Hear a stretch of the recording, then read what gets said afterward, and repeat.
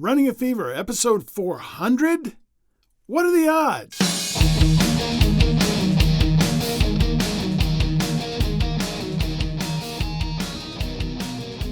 Welcome to Running a Fever. My name is Michael Davis, and this is a podcast about fitness, diet, and medicine.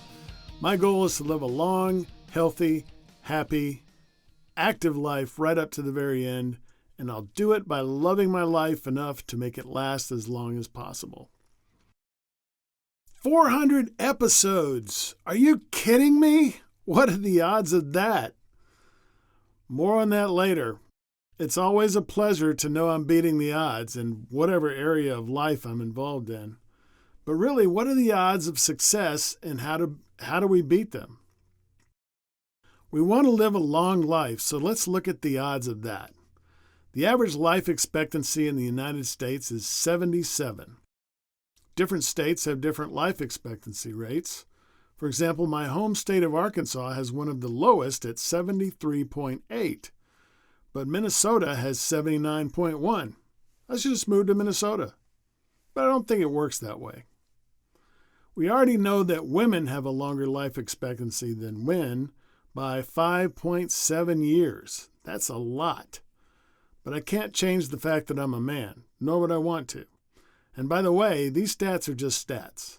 Life expectancy actually went down in 2021 due to the COVID-19 pandemic. What about living to 100?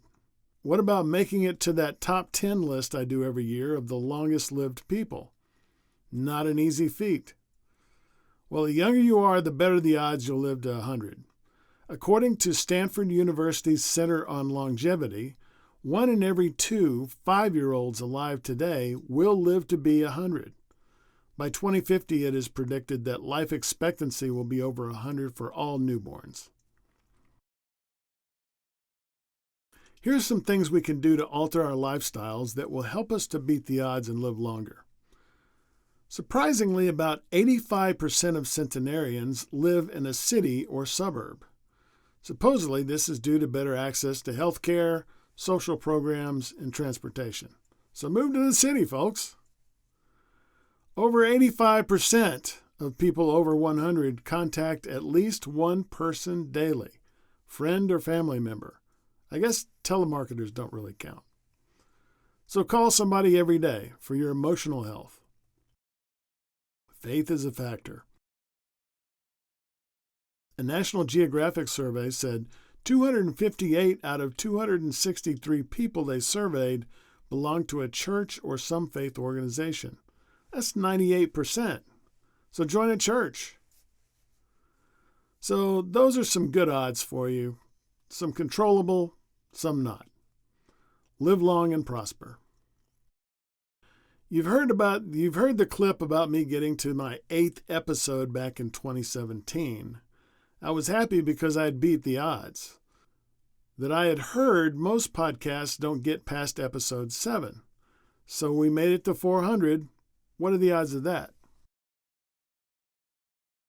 A couple of organizations have varying estimates as to the number of podcasts, but it appears to be somewhere between 3.2 and 4.3 million. Believe it or not, 44% of those have less than 3 episodes. Only 720,000 have more than 10 episodes. That's only 19%. The air is getting rarer. 156,000 release weekly episodes. Yep, I'm in that 4%. So what are the chances of making it to 400? Slim data on that one. One report from September of 2024 says there's a 3.79% chance of getting to 300, but I think that's a mistake since they also said there's a 1.94 chance of getting to 100 episodes.